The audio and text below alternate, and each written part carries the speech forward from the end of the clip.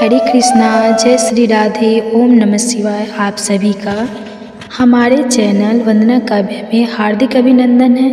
प्रिय भक्तजनों, आज की वीडियो में आप 7 वारों की कथा का श्रवण करेंगे। शास्त्रों के अनुसार इन 7 वारों की कथाओं को मार्गशीर्ष के मास में नित्य नियम सुनने से अखंड सुहाग की प्राप्ति होती है, धन संपदा की प्राप्ति होती है, व्यक्ति को विद्या की प्राप्ति होती है, शत्रुओं का नाश होता है, दरिद्रता दूर होती है, व्यापार में वृद्धि होती है और रोग दोष दूर हो जाते हैं, घर में खुशहाली आती है। इन कथाओं को सुनने से समस्त देवी देवताओं का आशीर्वाद व्यक्ति के जीवन को सुखमय बना देता है। तो प्रिय श्रोताओं, श्रद्धा के साथ इस कथा को प्रसन्न चित्त मन से अंत तक जरूर सुनिए। आइए अब सुनते हैं 7 वारों की कथा। सर्वप्रथम हम रविवार की कथा का श्रवण करेंगे। प्राचीन काल में एक बुढ़िया माई रहती थी। वह नियमित रूप से रविवार का व्रत करती थी। रविवार के दिन सूर्योदय से पहले उठकर बुढ़िया माई स्नान से निर्वित होकर आंगन को गोबर से लीपकर स्वच्छ करती थी। उसके बाद सूर्य देव भगवान की पूजा करते हुए रविवार का व्रत कथा सुनकर सूर्य भगवान को भोग लगाकर दिन में एक समय भोजन करती थी। सूर्य भगवान की अनुकंपा से बुढ़िया माई को किसी प्रकार की चिंता एवं कष्ट नहीं था। धीरे धीरे उनका घर धन धान्य से भर रहा था। उस बुढ़िया माई को सुखी होते देखकर उनकी पड़ोसन उनसे जलने लगी। बुढ़िया ने कोई गाय नहीं पाल रखी थी, अतः अपने पड़ोसियों के आंगन से गाय का गोबर लाती थी। पड़ोसियों ने कुछ सोचकर अपनी गाय को घर के अंदर बांध दिया। रविवार को गोबर ना मिलने से बुढ़िया माई अपना आंगन नहीं लीप सकी। आंगन ना लीप पाने के कारण उस बुढ़िया माई ने सूर्य भगवान को भोग भी नहीं लगाया और उस दिन स्वयं भी भोजन नहीं किया। सूर्यास्त होने पर बुढ़िया माई भूख प्यासी हो गई। प्रातःकाल सूर्योदय से पूर्व उस बुढ़िया माई की आँख खुली तो वह अपने आंगन में सुंदर गाय और बछड़े को देखकर हैरान हो गई। गाय को आंगन में बांधकर उसे जल्दी से चारा पानी खिलाया। पड़ोसी ने उस बुढ़िया माई के आंगन में बंदी गाय और बछड़े को देखा। वह उससे और भी अधिक चलने लगी। तभी गाय ने सोने का गोबर किया। गोबर को देखते ही पड़ोसन की आंखें फटी की फटी रह गई। पड़ोसन ने उस बुढ़िया माई को आसपास न देखकर तुरंत उस गोबर को चुरा लिया और अपने घर ले गई तथा अपनी गाय का गोबर वहाँ रख आई। सोने के गोबर से पड़ोसन कुछ ही दिनों में धनवान हो गई। गाय प्रतिदिन सूर्योदय से पूर्व सोने का गोबर किया करती थी। पड़ोसन उस गोबर को उठाकर ले जाया करती थी। बहुत दिनों तक बुढ़िया माई की सोने की गोबर के बारे में कुछ पता नहीं चला। बुढ़िया माई पहले की तरह रविवार को भगवान सूर्य देव का व्रत किया करती थी और कथा सुनती थी। लेकिन सूर्य भगवान को जब पड़ोसन की चालाकी का पता चला तो उन्होंने तेज आंधी चलाई। आंधी का प्रकोप देखकर बुढ़िया माई ने गाय को घर के अंदर बांध दिया। सुबह उठकर बुढ़िया माई ने सोने का गोबर देखा तो उन्हें बहुत आश्चर्य हुआ। उस दिन के बाद बुढ़िया माई गाय को घर के भीतर बांधने लगी और सोने की गोबर से बुढ़िया माई कुछ ही दिनों में बहुत धनी हो गई। उस बुढ़िया माई के धनी होने से पड़ोसन बुरी तरह से जलकर राख हो गई और अपने अपने पति को समझा बुझाकर उस नगर के राजा के पास भेजा। तो राजा ने अपने सैनिकों को भेजकर बुढ़िया माई से उस गाय को छीन लिया। अब बुढ़िया माई ने बहुत रोने लगी। जब राजा ने सोने का गोबर देखा तो उसके आश्चर्य का ठिकाना ही नहीं रहा। राजा ने उस गाय को पूरी तरह से अपना बना दिया। अब इधर रविवार का दिन था। सूर्य भगवान को भूख प्यासी बुढ़िया माई को इस तरह प्रार्थना करते देखकर उस पर बहुत करुणा आ गई। उसी रात सूर्य भगवान ने राजा को स्वप्न में कहा, राजन, बुढ़िया की गाय और बछड़ा तुरंत लौटा दो, नहीं तो तुम पर विपत्ति का पहाड़ टूट पड़ेगा, तुम्हारा महल नष्ट हो जाएगा। सूर्य भगवान के स्वप्न से बुरी तरह भयभीत राजा ने उठते ही गाय और बछड़ा बढ़िया को लौटा दिया। राजा ने बहुत सा धन देकर बुढ़िया माई से अपनी गलती के लिए क्षमा मांगी। राजा ने पड़ोसन और उसके पति को उसकी इष्ट दुष्ट के लिए दंड दिया। फिर राजा ने पूरे राज्य में घोषणा करवाई कि सभी स्त्री और पुरुष रविवार का व्रत करेंगे। रविवार का व्रत करने से सभी लोगों के घर धन धान्य से भर गए। राज्य में चारों तरफ खुशहाली आ गई। स्त्री पुरुष अपना जीवन यापन करने लगे। उसी दिन से हर रविवार को व्यक्ति अपने घर की लिपाई गोबर से करने लगे और भगवान सूर्य देव को प्रसन्न करने लगे। तो प्रेम से बोलिए श्री सूर्य नारायण भगवान की जय। तो प्रिय श्रोताओं, आइए अब सुनते हैं सोमवार की व्रत कथा। ओम नमः शिवाय। किसी नगर में एक धनी व्यापारी रहता था। दूर दूर तक उसका व्यापार फैला हुआ था।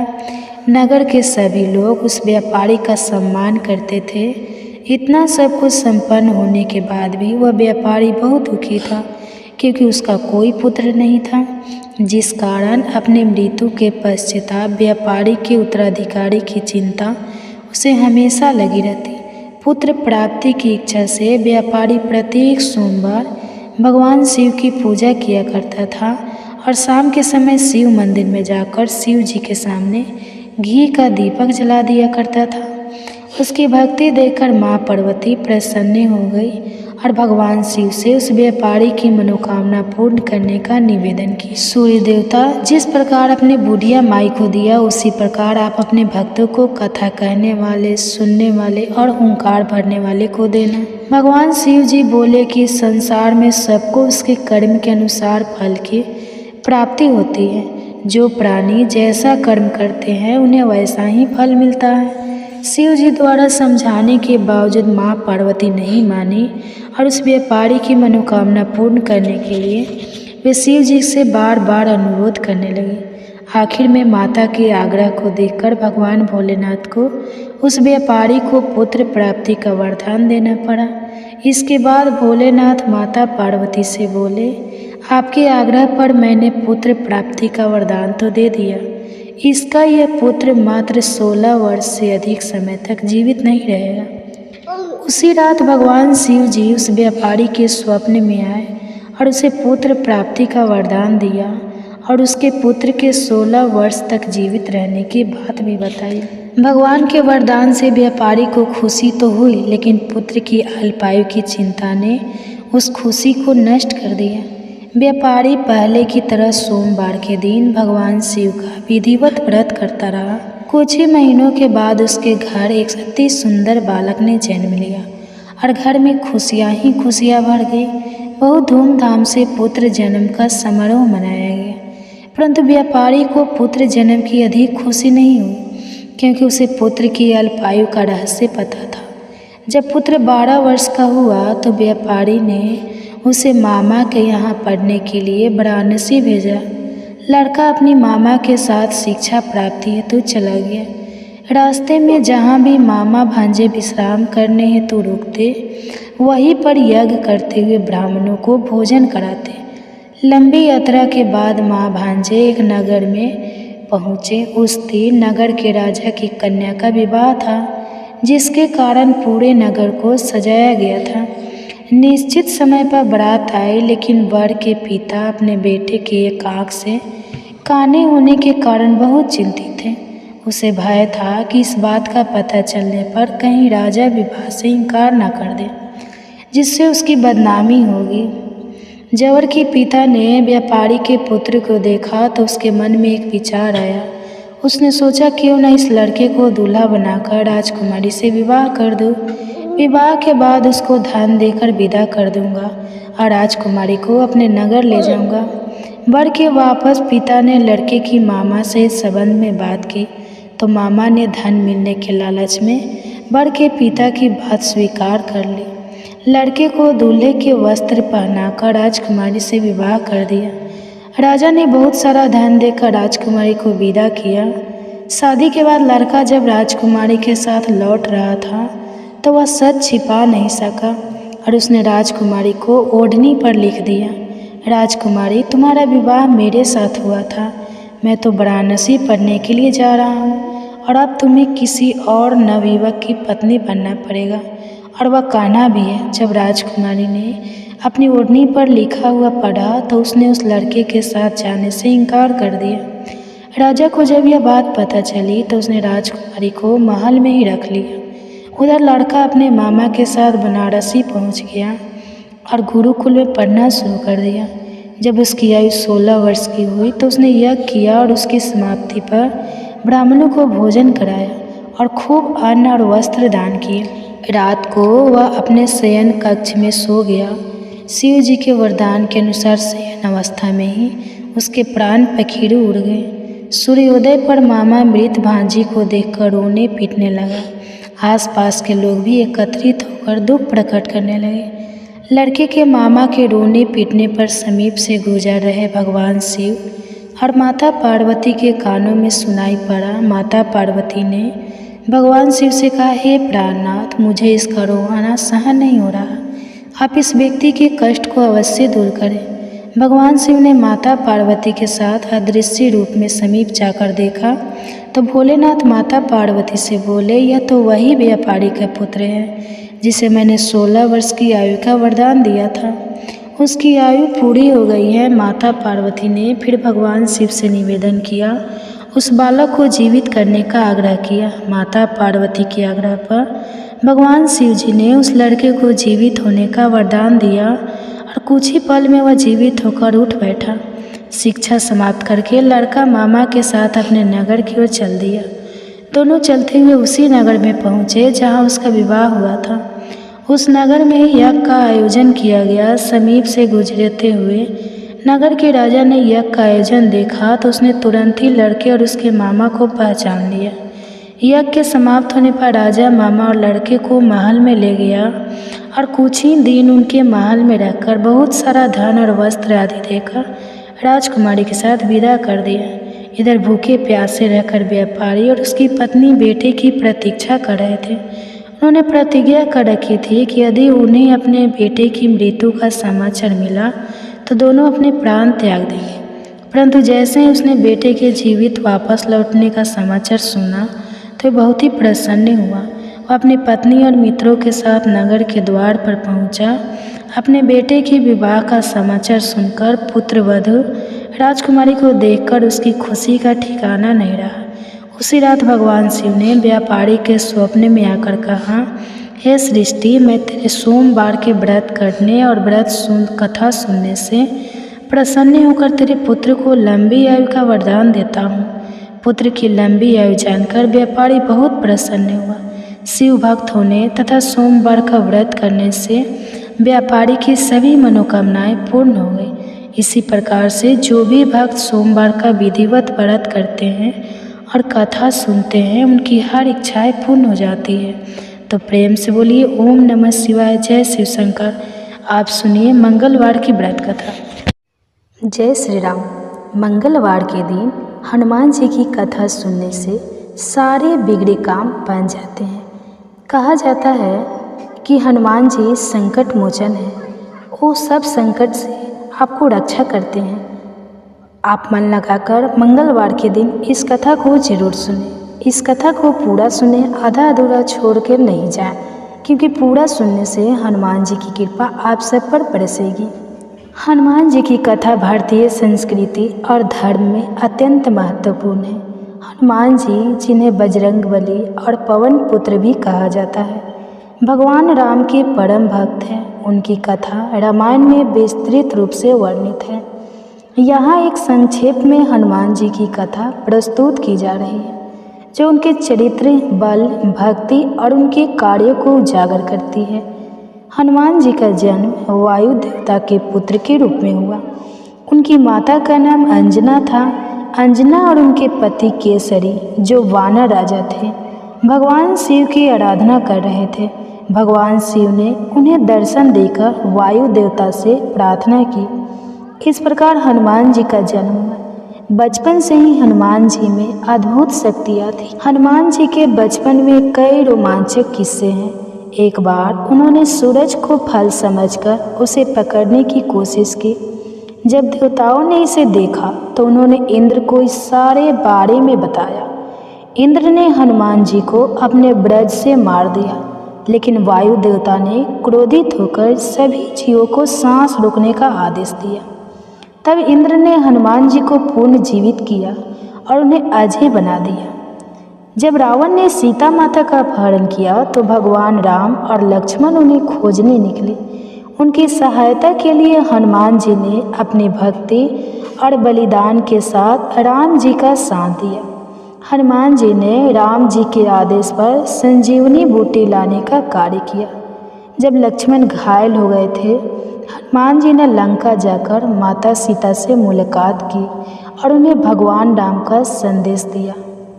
उन्होंने रावण से भी सामना किया, जहां उन्होंने रावण की भक्ति और अहंकार को चुनौती दी। हनुमान जी की वीरता और बुद्धिमत्ता ने राम और वानर सेना की मदद की। हनुमान जी की राम के प्रति भक्ति अद्वितीय है। वे हमेशा राम जी की सेवा में तत्पर रहते थे। उनका नाम लेते ही भक्तों को शक्ति और साहस की अनुभूति होती है। हनुमान चालीसा जो उनकी महिमा को बखान करता है, भक्तों के बीच अत्यधिक लोकप्रिय है। हनुमान जी में कई अद्भुत गुण हैं। उनकी शांति अनमोल है। वे किसी भी संकट में सहायता करने के लिए हमेशा तैयार रहते हैं। हनुमान जी की भक्ति भगवान राम के प्रति अटूट है। उन्होंने अपने जीवन को राम की सेवा में समर्पित कर दिया। धैर्य संकट के समय में भी उनका धैर्य और साहस उन्हें अद्वितीय बनाता है। हनुमान जी की कथा केवल एक धार्मिक कथा नहीं है, बल्कि यह प्रेरणा, भक्ति और साहस का प्रतीक है। वे हमें सिखाते हैं कि कठिनाइयों का सामना कैसे करना चाहिए और भक्ति का महत्व क्या है। उनकी आराधना करने से जीवन में शक्ति और संतोष की प्राप्ति होती है। इस प्रकार हनुमान जी की कथा भारतीय संस्कृति में एक महत्वपूर्ण स्थान रखती है और उनके गुणों का अनुसरण करने का संदेश देती है। हनुमान जी की कथा भारतीय पौराणिक साहित्य में एक महत्वपूर्ण स्थान रखती है। वे राम के परम भक्त और वानर जाति के वीर योद्धा हैं। उनकी कथा मुख्य रूप से रामायण में वर्णित है, जिसमें उनकी शक्ति, भक्ति और निस्वार्थ सेवा का वर्णन किया गया है। यहाँ हम उनकी कथा को संक्षेप में प्रस्तुत करेंगे, लेकिन यदि आपको विस्तृत जानकारी चाहिए तो आप विशेष रूप से इस कथा को ध्यान से सुन सकते हैं। हनुमान जी का जन्म पवन देव और अंजना के पुत्र के रूप में हुआ। अंजना, जो कि एक अप्सरा थी, भगवान शिव की आराधना की और उन्हें हनुमान जी के रूप में पुत्र प्राप्त हुआ। उनका नाम हनुमान इस कारण पड़ा क्योंकि उनके चेहरे पर एक अद्भुत चिन्ह था। हनुमान जी ने अपनी प्रारंभिक शिक्षा ऋषि वाल्मीकि और सूर्य देव से प्राप्त की। उन्हें अद्भुत शक्तियाँ प्राप्त थी, जैसे कि उड़ने की क्षमता और असाधारण बल। उन्होंने अपनी शक्तियों का उपयोग सदैव धर्म और भक्ति के कार्यों में किया। हनुमान जी की प्रमुख भूमिका रामायण में देखने को मिलती है, जहाँ वे भगवान राम के प्रति अपनी भक्ति और समर्पण का परिचय देते हैं। जब रावण ने सीता जी का अपहरण किया, तब राम और लक्ष्मण ने हनुमान जी की सहायता ली। हनुमान जी ने राम को न केवल जानकारी दी, बल्कि उन्हें सीता जी के स्थान का पता लगाने में भी मदद की। हनुमान जी ने लंका जाकर सीता जी से मुलाकात की। उन्होंने उन्हें राम का संदेश दिया और उनकी रक्षा का आश्वासन दिया। हनुमान जी ने रावण के दरबार में जाकर उन्हें चेतावनी दी और राम की भक्ति का परिचय दिया। उनका साहस और वीरता अद्वितीय थी। जब लक्ष्मण घायल हो गए तो हनुमान जी ने हिमालय से संजीवनी बूटी लाने का कार्य किया। इस कार्य में उन्होंने अपनी अद्भुत शक्तियों का प्रदर्शन किया। हनुमान जी की भक्ति केवल राम के प्रति नहीं, बल्कि मानवता के प्रति भी है। वे निस्वार्थ सेवा और त्याग के प्रतीक हैं। उनकी भक्ति का यह स्वरूप उन्हें आदर्श भक्त बनाता है।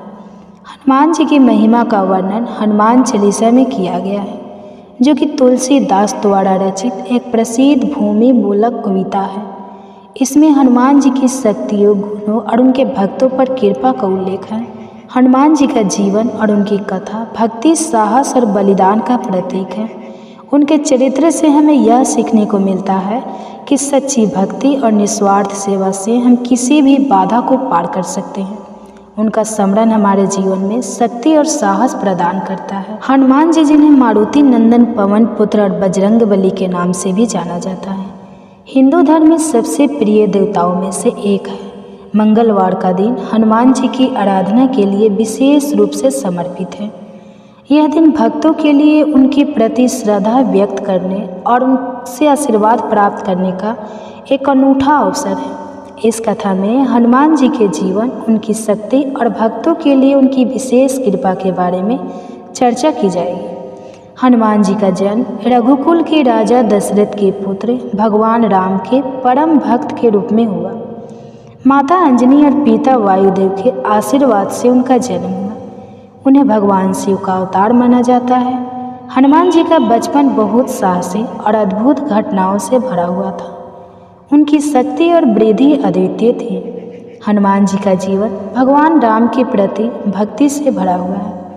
जब माता सीता का अपहरण हुआ तो भगवान राम ने हनुमान जी से सहायता मांगी। हनुमान जी ने बिना किसी संकोच के राम जी की सहायता करने का प्रण किया। हनुमान जी ने रामायण में अनेक महत्वपूर्ण कार्य किए। जब उन्होंने माता सीता की खोज शुरू की तो उन्हें लंका पहुंचने के लिए समस्त बाधाओं को पार करना पड़ा। हनुमान जी ने समुद्र पार किया और लंका में जाकर माता सीता को राम का संदेश दिया। हनुमान जी ने लंका में रावण के महल में जाकर सीता जी को आश्वस्त किया और उन्हें राम का संदेश दिया। इसके बाद उन्होंने लंका को आग लगा दी, जिससे रावण और उनकी सेना में हड़कंप मच गया। रावण से युद्ध के दौरान लक्ष्मण की खान खतरे में थी। हनुमान जी ने संजीवनी बूटी लाने का कार्य किया। उन्होंने हिमालय की पर्वतों से संजीवनी बूटी लाकर लक्ष्मण की जान बचाई। यह घटना उनके साहस और संपन्न का प्रतीक है। हनुमान जी अपने भक्तों पर अपनी कृपा बरसाने के लिए जाने जाते हैं। कहा जाता है कि जो भी भक्त श्रद्धा पूर्वक उनका स्मरण करता है उसे सभी प्रकार की कठिनाइयों से मुक्ति मिलती है। हनुमान जी को संकट मोचन कहा जाता है। भक्तों का मानना है कि जब भी कोई समस्या आती है, हनुमान जी का स्मरण करने से वह समस्या हल हो जाती है। हनुमान जी भक्तों को शक्ति और साहस प्रदान करते हैं। उनके नाम का जाप करने से आत्मबल बढ़ता है और कठिनाइयों का सामना करने का हिम्मत मिलता है। मंगलवार के दिन हनुमान जी की पूजा करने के लिए निम्नलिखित विधियों का पालन किया जाता है। स्नान और साफ सफाई। सुबह उठकर स्नान करें और साफ वस्त्र पहनें। यदि संभव हो तो हनुमान जी की प्रतिमा या चित्र को अपने घर में स्थापित करें। उन्हें चढ़ाने के लिए लाल रंग के फूल और लड्डू बनाएं। नियमित रूप से हनुमान चालीसा का पाठ करें। पूजा के बाद हनुमान जी की आरती करें। हनुमान जी की कथा केवल एक धार्मिक ग्रंथ नहीं है, बल्कि जीवन के अनेक पाठों का संचार करती है। उनके साहस, भक्ति और समर्पण की कहानियाँ हमें प्रेरित करती हैं। मंगलवार का दिन हनुमान जी की आराधना के लिए विशेष है और इस दिन उनकी कृपा प्राप्त करने के लिए हमें नियमित रूप से उनकी पूजा करनी चाहिए। इस प्रकार हनुमान जी की कथा सुनकर हम अपने जीवन में उनकी शक्ति और कृपा का अनुभव कर सकते हैं। वे सदा हमारे साथ हैं, हमें संजीवनी देते हैं और संकटों से मुक्त करते हैं। इस कथा के माध्यम से हम हनुमान जी की महिमा को समझ सकते हैं और उन्हें अपने जीवन में शामिल कर सकते हैं। हनुमान जी की पूजा में विशेष रूप से सिंदूर, चमेली के फूल और मिठाई का प्रयोग किया जाता है। भक्तजन उन्हें श्रद्धा से भोग अर्पित करते हैं और उनकी कृपा की कामना करते हैं। एक बार की बात है, एक गांव में भक्त लोग नियमित रूप से हनुमान जी की पूजा करते थे। एक भक्त ने संकल्प लिया कि वह मंगलवार की रात को सोने से पहले हनुमान जी की आरती करेगा। जब उसने ऐसा किया तो उसे एक अद्भुत अनुभव हुआ। उसने देखा कि हनुमान जी स्वयं उसके सामने प्रकट हुई और कहा, जो मुझे सच्चे मन से याद करेगा मैं उसकी सभी समस्याओं का समाधान करूंगा। यह अनुभव उस भक्त के लिए जीवन परिवर्तनकारी था। उसने अपनी समस्याओं को हल करने के लिए हर मंगलवार को हनुमान जी की आराधना करना शुरू कर दिया। हनुमान जी की कथा केवल एक धार्मिक परंपरा नहीं है, बल्कि यह एक जीवन दर्शन है। उनकी भक्ति से हम सीख सकते हैं कि साहस, समर्पण और सेवा से हम किसी भी कठिनाई का सामना कर सकते हैं।